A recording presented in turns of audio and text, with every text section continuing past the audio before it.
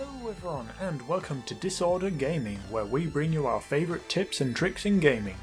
This week we'll be playing Grand Theft Auto 5 and sharing our favourite vehicles, so in no particular order, let's start off with number 5. So for number 5 we have the Insurgent. The Insurgent is an armoured personnel carrier with two variants. The standard Insurgent, which you can customise and store in your garage, or there's the Pegasus Insurgent pickup. Both vehicles can sustain a lot of damage. They can usually take about 3 direct hits from a rocket, can withstand 7 sticky bombs, or 25 seconds of constant minigun fire. The main difference between the two is that the Insurgent pickup has a machine gun on the back, whereas the civilian Insurgent doesn't.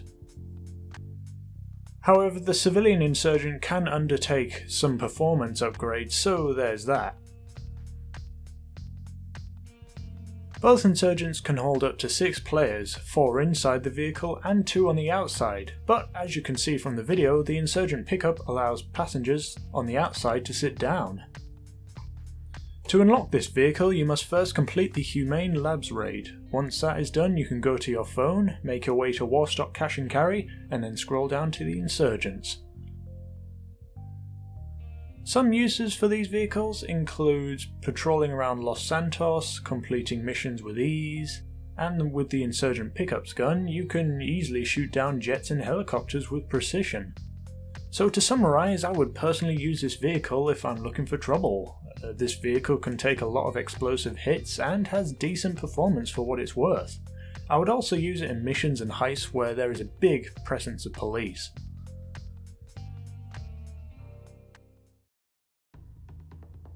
So for number 4 we have the Hydra. The Hydra is based on the Harrier jump jet.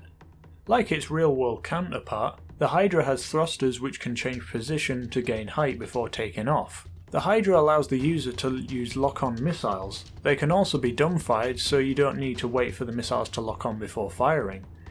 You are also equipped with 2 explosive miniguns which can destroy a car in mere seconds. You are also nearly impossible to kill. As you can see from the footage, if you create tight circles with the jet, rockets cannot reach you.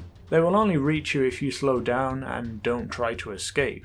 This means you can kill ground targets with ease without much worry of being shot down. You will also need to take in consideration of miniguns and vehicles such as other jets and insurgents, as they can shoot you down with machine guns. With helicopters you can gain height quickly and dive in on them as they cannot point upwards to shoot you. Once again, to get the Hydra all you need to do is to go to Pegasus website. It'll cost you about $3 million. You will also need to play the EMP job in the Humane Labs raid heist. I use this vehicle when I want to have a bit of fun and troll other players. I like to gain height and then dive down and use my miniguns and destroy everything. You can use it in missions, although it's not as agile and durable as a helicopter like the Savage. So in conclusion, this jet is very fun and deadly, but there are not many uses for it apart from using it in free roam to either protect or destroy players.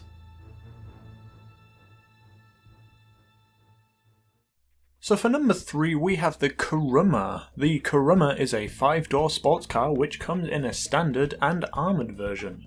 We'll be taking a look at the armoured version for this video, as this is a more durable version and keeps the driver and passengers safe most of the time. The car costs $525,000 and you unlock it after completing the first heist, the Felicia job.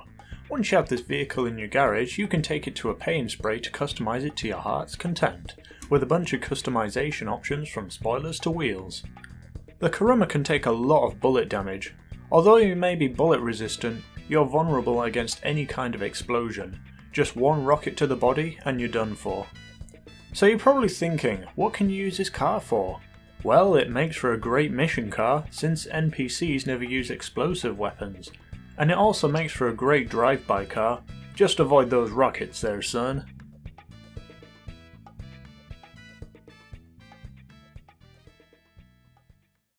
So for number 2 we have the Savage. The Savage is a military helicopter which is based off of the Soviet Hind. This helicopter can hold 4 people, 2 players in the cockpit which can control the weapons attached, and 2 passengers who are sat in the middle of the helicopter. The 2 passengers are able to fire their personal weapons if required.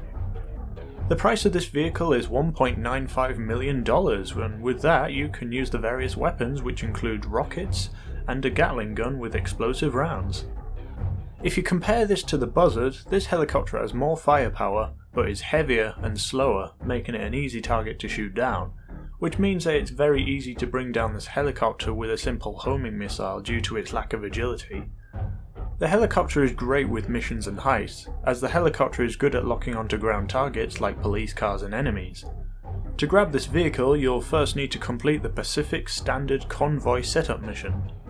So in summary, this helicopter is one of the weaker vehicles on this list, but I like it for its specific uses such as picking up players in rough terrain and firing at NPCs in missions and heists. Some quick trivia: did you know that there is a white camo variant if you go into the air race and select the ice white livery?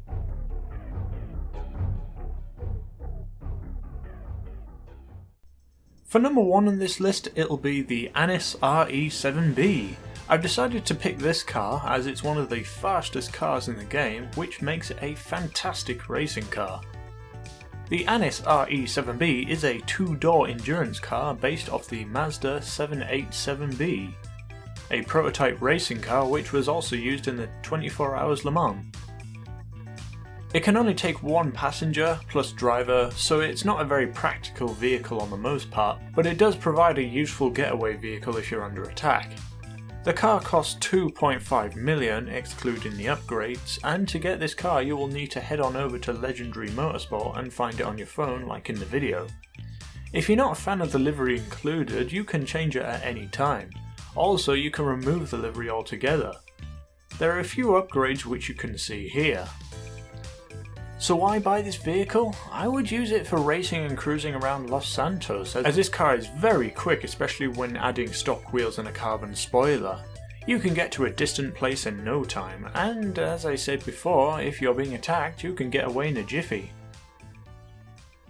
Well, that's it for this disordered top 5 video. Do you have a vehicle you like which wasn't mentioned? Leave it in the comments down below and make sure to subscribe for more of these videos. Thank you so much for watching, and I will see you next time.